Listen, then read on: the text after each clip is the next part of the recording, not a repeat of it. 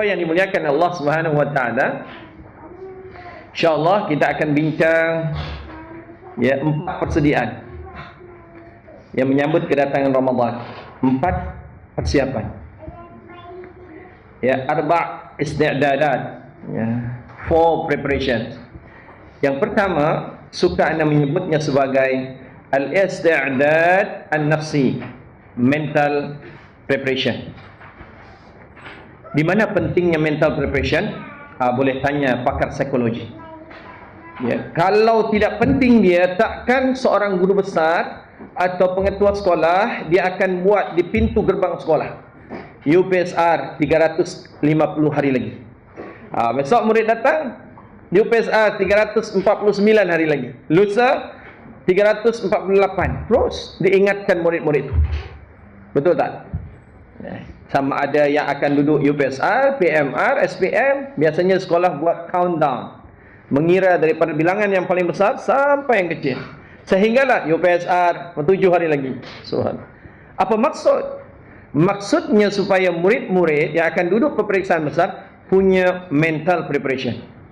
Sebab yakinlah bahawa murid yang duduk peperiksaan dengan mental preparation yang mantap, natijah markah hasilnya akan berbeza dengan yang tak ada persiapan mental. Betul? Kita orang beriman mesti lebih berjaya berbanding orang yang tidak beriman mengarungi kehidupan. Kenapa? Sebab kita baca Quran. Dalam Al-Quran surah Al-Baqarah Allah menyebut, A'udzu billahi minasyaitonir rajim. وَلَنَبْلُوَنَّكُمْ بِشَيْءٍ مِّنَ الْخَوْفِ وَالْجُوعِ وَنَقْصٍ مِّنَ الْأَمْوَالِ وَالْأَنفُسِ وَالثَّمَرَاتِ وَبَشِّرِ الصَّابِرِينَ. Shadaqallahul azim. وَلَنَبْلُوَنَّكُمْ, ada lam taukid di depannya, ada nun taukid di belakangnya. Two emphasizing, 2 penekanan. Niscaya pasti kami akan uji kamu. Allahu akbar salah. Maknanya ujian satu kemestian. Bagi orang yang beriman terutamanya, hasiban nas ayyutraku ayyaqulu amanna wa hum la yuftanun. Adakah orang itu menyangka bila sudah berkata amanna, kami beriman, la yuftanun, tidak akan diuji? No, kata Allah. Semakin hebat iman kita, semakin besar ujian. Begitu. Lalu apa ujian daripada Allah? Wala nabluwannakum bisyai', dengan sedikit, minal khauf, rasa takut, wal ju', rasa lapar, wa naqsin, dan kekurangan, minal amwal, harta benda, wal anfus, nyawa, wa thamarat, dan tanam-tanaman, hasil tanam-tanaman.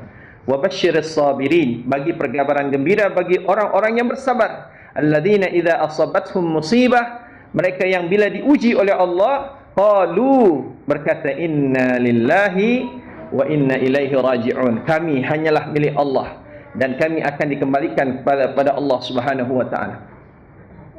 Orang yang beriman baca ni, orang yang tidak beriman tak baca ni.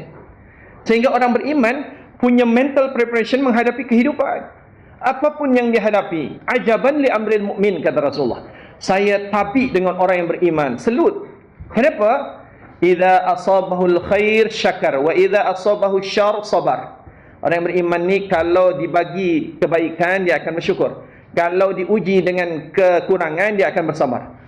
Maksudnya yang kaya diuji dengan kekayaannya, yang miskin diuji dengan kemiskinannya. Bagi orang yang beriman, kaya miskin tidak ada masalah. Subhanallah, Allahu akbar. Lain mental preparation yang dimiliki oleh orang yang beriman kerana baca Quran.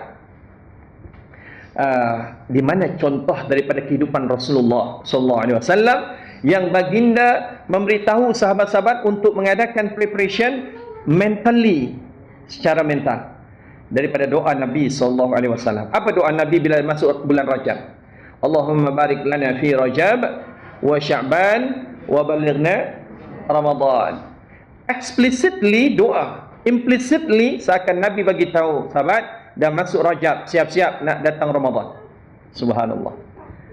Yang tersirat memang doa Nabi, tapi yang tersurat doa Nabi, yang tersirat implicitly seakan-akan doa Nabi ni bagi tahu sahabat yang bermakmum di belakang Rasul, yang mengaminkan doa Rasul. Sahabat, ingat, kita dah masuk bulan Rajab, sekejap lagi kita akan masuk bulan Ramadan. Bersiap sedialah. Begitu, subhanallah. That's why imam-imam kita pun bila masuk bulan Rajab, di mana kita solat ya bersama imam di surau di masjid, imam baca tu kalau masuk bulan Rajab, maksudnya warning, gentle reminder. Begitu. Allahu akbar. Bagi ikhwan yang dimuliakan Allah Subhanahu wa taala. Mana lagi yang menunjukkan bahawa mental preparation itu penting? Niat. Innamal a'malu binniyat. Maka dalam semua amal ibadah di dalam Islam, niat adalah rukun. Betul. Mana ibadahnya yang niat tak jadi rukun? Niat haji rukun, niat salat rukun, niat ambil air wudu rukun, niat puasa pun rukun. Nawaitu sawma ghadin an adai fardhi syahri ramadhana hadhihi sanati lillahi ta'ala.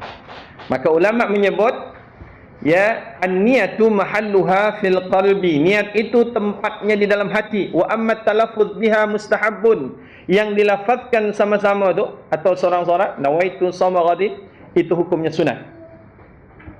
Kalau niat dalam hati tapi tidak dilafazkan, sah puasa. Kalau dilafazkan tapi tidak diniatkan dalam hati, tak sah puasa. Kalau diniatkan dalam hati dan dilafazkan, maka ada pahala lebih, pahala sunat. La siyama liman lam yubayyit as-siyama bil lail, hadis sahih riwayat Bukhari. Tidak sah pahala, tidak sah puasa seseorang kalau tidak berniat pada malam harinya. Ini untuk kes puasa-puasa wajib, puasa Ramadan, kemudian puasa nazar, puasa wajib. Puasa wajib menurut Imam Syafi'i wajib berniat pada malam hari sebelum subuh. Betul tak? Betul. Begitu. Kerana apa? Niat merupakan satu momen di mana kita mempersiapkan diri secara mental ni untuk melakukan satu ibadah. Subhanallah. Ya. Jadi ikhwah, itu menurut hadis Nabi SAW dan diikuti pendapat Imam Syafi'i.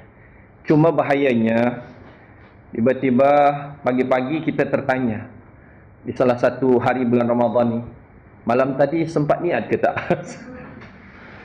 Oh bahaya, ya. Bermakna tidak niat, ya. Bermakna tidak niat malamnya, sebab dia ragu-ragu niat ke tak niat. Maka dalam hal ini dinyatakan tak sahlah puasanya hari itu, mesti ganti pada hari lain di luar bulan Ramadan. Miss satu. Bahaya tak? Bahaya. Terutama biasanya kalau kita salat tarawih berjamaah, selepas salat tarawih imam akan bagi reminder, jamaah sekalian, jom kita berniat puasa untuk esok hari sama-sama. Nawaitu shauma ghadin sampai habis. Kemudian imam akan beritahu, niatkan dalam hati sama-sama. Niat kita. Tapi kalau tiba-tiba contoh, ya, siapa? Rektor jemput kita, ya, berbuka puasa di rumah Datuk Seri ke Datuk? Dr. Zaliha Kamaluddin. Datang kita. Rektor jemput. Buka puasa di rumah rektor. Yang tak ada pun ada. Ya, apa contohnya? Air soya ada, mata kucing ada, sirap Bandung ada. Padahal di Bandung tak ada sirap tu. Sirap Bandung pun. Kemudian dari segi makanan ada sate kajang, sate Melaka, ya, roti canai. Termasuk yang tak ada kaitan dengan Ramadan, apa? Roti John. Saya tak tahu apa kaitan John dengan Ramadan. Ada, gitu kan. Tuan yang dimuliakan Allah, ikhwat yang dimuliakan Allah Subhanahu wa taala. Walaupun tidak maunya kita mencuba sedikit-sedikit tu. Tapi sikit-sikit jadi bukit. Sikit-sikit lama-lama jadi bukit. Ya. Lastly natijahnya apa? Sendawa banyak-banyak. Balik pun kamcing dengan kawan. Kita solat isyak dululah. Mengantuk. Apa akhirnya? Kita tarawih nanti qiyamul lail. Tapi bila tertidur apa yang bangunkan kita? Yang kejutkan kita? As-salatu khairum minan naum. Allahu akbar, ya salah.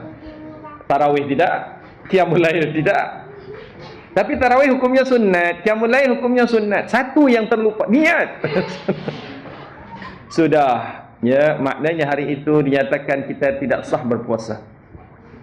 Oleh itu dalam perkara ini kita gabung dua pendapat, termasuk pendapat Imam Malik rahimahullah. Imam Malik membenarkan kita berpuasa 1 bulan penuh di awal Ramadan. Ini kalau Ramadan tarawih pertama kali ini adalah Jumaat malam Sabtu. Jumaat malam Sabtu 20 Julai itulah kita niat 2 kali. Maknanya 2. Niat puasa 1 bulan penuh mengikut Imam Malik rahimahullah. Nawaitu shauma ramadhana kullahu lillahi ta'ala. Saja aku berniat puasa Ramadan 1 bulan penuh kerana Allah Subhanahu wa taala. Lalu disusuli dengan niat setiap malam. Nawaitu shauma ghadin an ada'i fardh syahr Ramadan hadhihi sanati lillahi ta'ala. Safe. Kalau di pejabat kita ada yang disebut backup file. Kita ada backup niat. Ya, backup niat. Ya, mengikut Imam Malik rahimahullah. Alhamdulillah. Begitu. Itu yang anda maksud kesiapan mental. Dan yang terakhir dalam perkara yang pertama ini adalah sesuai dengan tips baginda Rasul SAW. Rasul bersabda, kalau kamu menghusyuk dalam solat, maka kata beliau, ini mafhum hadisnya, niatkan atau berkata pada diri sendiri, mungkin ini solat kamu yang terakhir. Kita apply niat ini untuk Ramadan kali. Mungkin ini Ramadan kita yang terakhir. Allah. Mungkin tak malaikat maut datang walau umur masih 20. Mungkin. Ya, Sabtu malam Ahad lepas anda bagi kuliah maghrib di satu surau di Subang Bestari Shah Alam, maka jamaah bagi tahu, Ustaz, sahabat kita anaknya baru saja aksiden di Kedah. Jenazahnya sedang dibawa menuju ke Kota Damansara. Umur baru 19 tahun. Subhanallah. Jadi idza jaa ajaluha, ya, kalau datang ajalnya, maka tidak mungkin la yastakhiruna sa'atan wa la yastaqdimun. Tidak boleh ditangguhkan, tidak boleh dipercepat. Ya, sudah ketentuan takdir Allah Subhanahu wa taala. Jadi jangan sangka kalau umur 20 masih jauh daripada kubur. Ya kan? Maknanya boleh jadi ini Ramadan yang terakhir. Ramadan tahun yang akan datang tak ada lagi kita. Tinggal nama menjadi sebutan orang lain. Oh, dulu pernah hidup. Dulu kawan saya Allah yarham, Allahu akbar. Itu. Jadi niatkan mungkin ini Ramadan yang terakhir. Maka buatlah yang terbaik. All out istilahnya. Kita all out ya di bulan Ramadan kali ini kerana mungkin ini Ramadan yang terakhir. Inilah tips daripada Rasul sallallahu